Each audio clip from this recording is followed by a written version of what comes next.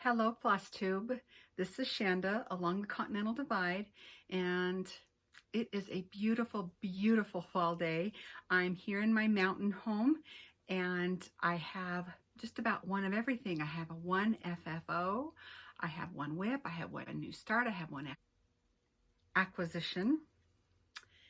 I have a talent exchange that I did several videos ago that I got back, 2 hooked rugs. I have the quilt giveaway from last time, and so many of you answered or asked me good questions and gave me good advice on my chart storage. So no time to waste, let's get started.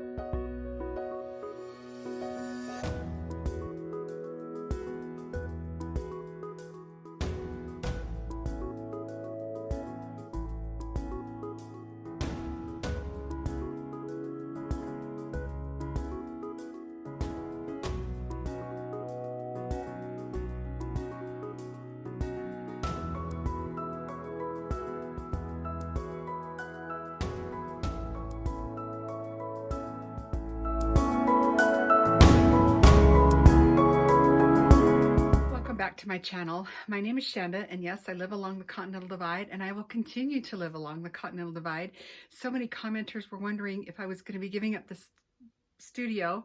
No, I'm going to have 2 homes. I have a home here in the mountains, and I have a home in southwestern Idaho that is being literally restored.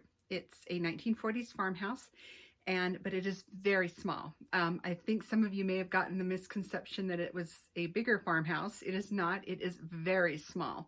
Right now it is 608 square feet. We will be moving into it. So we will also be adding onto it. So I will keep both locations, mainly in the mountains for the summer months when it's hot down there. And I just go back and forth a lot. I'm able to do that in my situation in life right now. I can travel back and forth. It's about a 5-hour drive, but it is 5 hours of no traffic lights, all mountains, river, streams, hills, beauty, eagles, critters, elk. It's a gorgeous drive, so I don't mind it at all. But some of you asked if I will be giving a tour. Yes, I'm praying for an occupancy permit by Christmas Eve. And it looks like we'll be on schedule, but it will be, it was gutted. It has not been lived in since the late 1970s. It has been gutted, new electrical, new plumbing, new walls. Today actually is getting the paint on the ceiling and the walls. New cabinets, just everything. It's a complete restore. So I will be giving a tour once we get in and I get settled, but this is kind of a precursor. This is going to be the light. I believe they call it a Lieutenant Moses light. I bought it several years ago, but it is going to be the light that's going to hang over my kitchen sink. So that's kind of a precursor to what kind of house this is going to be. So I'm really, really excited. Before I get too much further, I do want to thank everybody for the comments. There were so many wonderful pieces of advice. I think my favorite, I don't know who it was from, but my favorite, I just laughed and chuckled. I had asked the question about how you stored your charts, your cross-stitch charts. And so many of you had commented either in a binder by season or by designer. My favorite comment was, and I'm still chuckling and laughing to this moment, she didn't store hers in any way, shape, or form because she liked going through all of them and seeing what she really had to keep stitching on. She enjoyed that process, and I think that's a good idea. who wouldn't love looking? It's kind of like looking at a cookbook. I love reading cookbooks. But if you want to sit down one night and try and find a pattern and you go through all the other ones that you have, it was kind of an exercise in, yes, I have so much stitching that I want to do. So I loved that comment. I loved all of them, and thank you. And I got a lot of good questions that I will be answering both in this video and in videos to come. So the main question right now is, yes, I'm going to be staying in the mountains, and I will have a home down in southwestern Idaho. So I'm lucky to have both. FFO. This was actually, I believe Laura showed it last video. She was doing it for her mother. It's just a little pin tuck. I did mine on, I wrote a note here, 36 count Patriots Brew by R&R. And I did mine in a, I think it was 3787, it was a green. And then I just stitched it. I'm the kind of person that will stitch it all the way around, turn it inside out, and then whip stitch it closed after I've stuffed it on the back. So there's a piece of wool with a bulb safety pin button. So anyway, Christmas. This is Country Rustic Prims, I want to say. I may insert that here, the pattern and the designer along here at the bottom of the screen. But there it is, Christmas. This is going to be my one new decoration. I may have my dough bowl on my new kitchen counter with just this in it for Christmas. Who knows? I might just squeak in there and not have time to decorate or anything. So anyway, that is my FFO. My FO I have finished, and I'm sorry I can't show it because somebody in Illinois will know it is for them, and it's a Christmas gift. So my one whip is my project bag. It's kind of still a fall project bag. Is the Blackbird Design Patchwork Pumpkin. I've seen this a lot this fall. I love this because of the churn dash quilt blocks on the pumpkin. Don't know if you can see those or not. But this was a mania start for me, and I have worked on it just a little bit. I literally work a lot during the day at my regular day job. I am in the accounting profession. Somebody asked that question, what my profession was. I am in the accounting profession. And then I dash home and change clothes. And this week I was painting, doing a lot of painting. I'm getting ready to paint unfinished kitchen cabinets because I want to paint them a shaker color and then distress them. But I do get a little bit of time every once in a while to stitch. And so this is my work in progress on Blackbird Designs Patchwork Pumpkin. I think I've got the house. Is this going the right side? Oh, it goes like this. We get going the right direction. Anyway, that's that. Does that go in the right direction? I really need to put yeah, let's go in the right direction. I really need to put a pin in the tops. I usually do that at this time. When I was doing Stitch Mania, I had 31 starts, and I didn't have time to hardly stitch on anything for the day, let alone put a pin on the top of it. Oh, I've just been so inspired by all the stitching that's happening. A lot of you have said that during lockdown, you've gotten a lot of, or, you know, we're not going out so much right now because of the coronavirus and whatnot.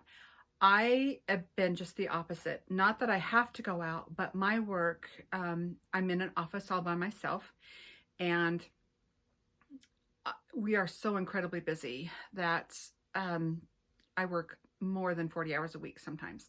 So after work, when I'm dashing out to the new house to help with painting or picking out sinks and faucets and, you know, whatever, I have some time for stitching, but I think that will be changing here in January. I'll be slowing down a little bit and be in this house and able to do some more stitching. And I have a very fun year planned for me for next year regarding my stitching.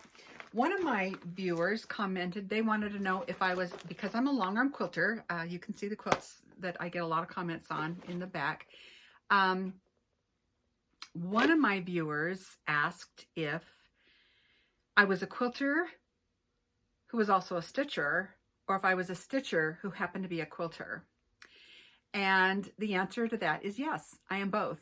When I am up here in my mountain location, this is where my studio is. And my long arm is right here next door to me here, my gamel. I really spend my time quilting. Okay, hi. Look right here in just a minute. Okay, this is my granddaughter, Oakley. You want to say hi? Hi. Okay, say hi, FlossTube. Hi, FlossTube. How old are you, Oakley? I'm 2. You are 3.5. You are almost 4 years old. Good job. Okay, wait, bye. Bye-bye. Yes, because here, my studio is here in the mountains. I have my gamel. It's right here beside me. I tend to do more quilting when I'm in the mountains. I have a beautiful little, it's a converted carriage house from probably like 1920s that has a sharing wall with our garage. And then this room it's just where they kept maybe tack, a buggy or two. But my husband several years ago put flooring down, kind of reinforced things, painted for me, moved a shelf from one wall to the other, created my quilt shelf up here with the pegs, and turned this into my quilting studio. So when I'm up here, I'm mainly a quilter, and in the evenings when I'm not here in my studio, or if I want to watch a movie or something, I'm in the house doing my stitching. So quilting first, stitching second. But in my other location, 608 square feet, plus right now it's a temporary apartment that I am in. I don't have room for my long arm. I have my Bernina down there and I can piece, but for the most part, I love to cross stitch when I'm in southern Idaho. So down there, I'm a stitcher first and a quilter second. So I have the best of both worlds. I have beauty all around me. The new house, the farmhouse is set in the orchards, apples, cherries, peaches. It is beautiful.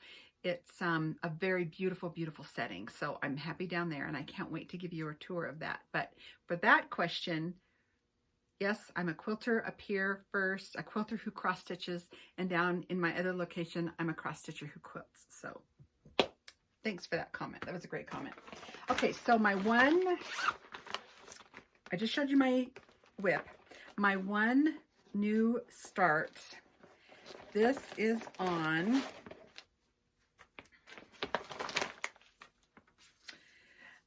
just 32 count lamb's wool Welch linen. And I fell in love with this when I both bought it and received it. I talked about this last time.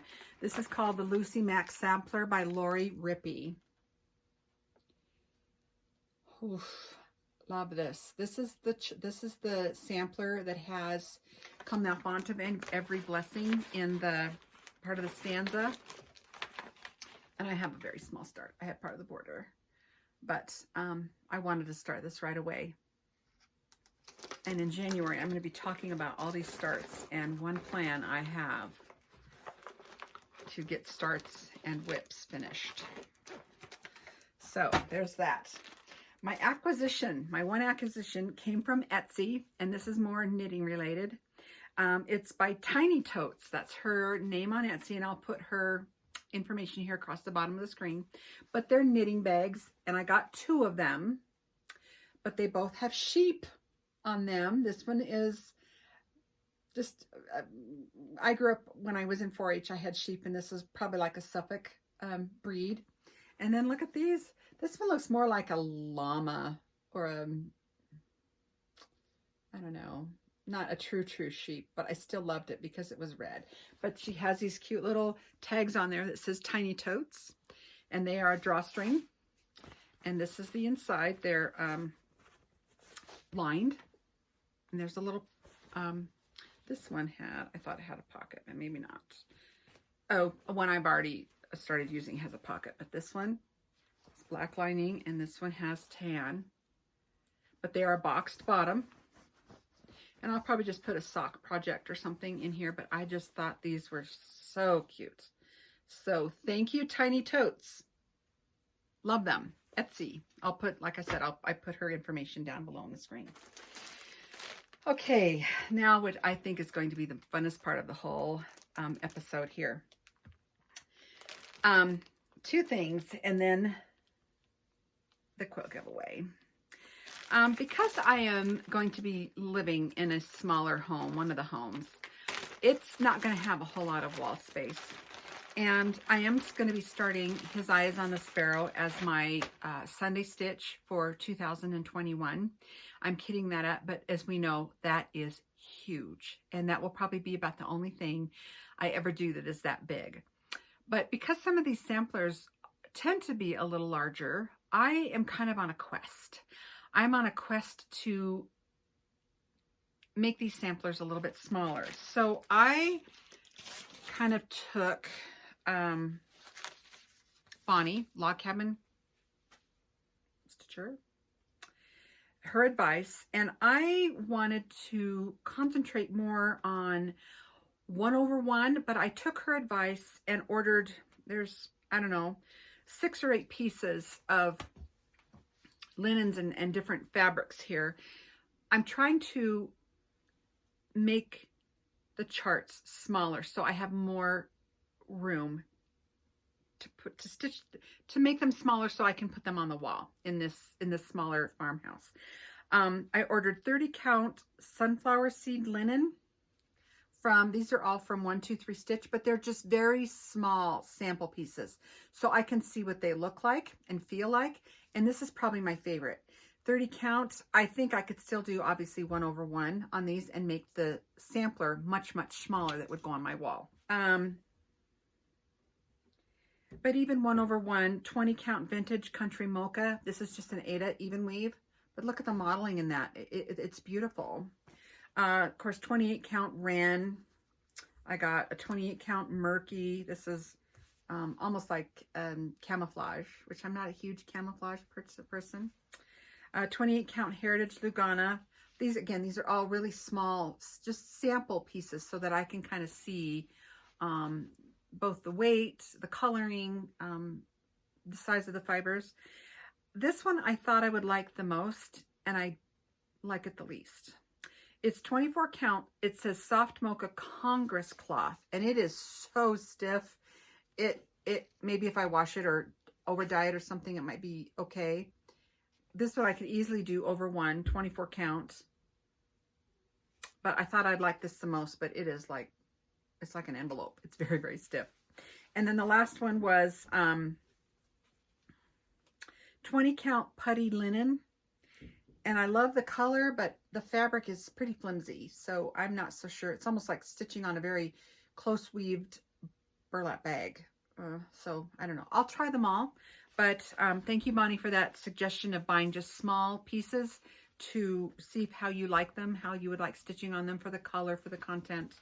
But that's kind of what I did with that. So that's kind of my quest in the future, is to make smaller. My granddaughter's knocking on the window. Okay, and the last thing before the quilt giveaway.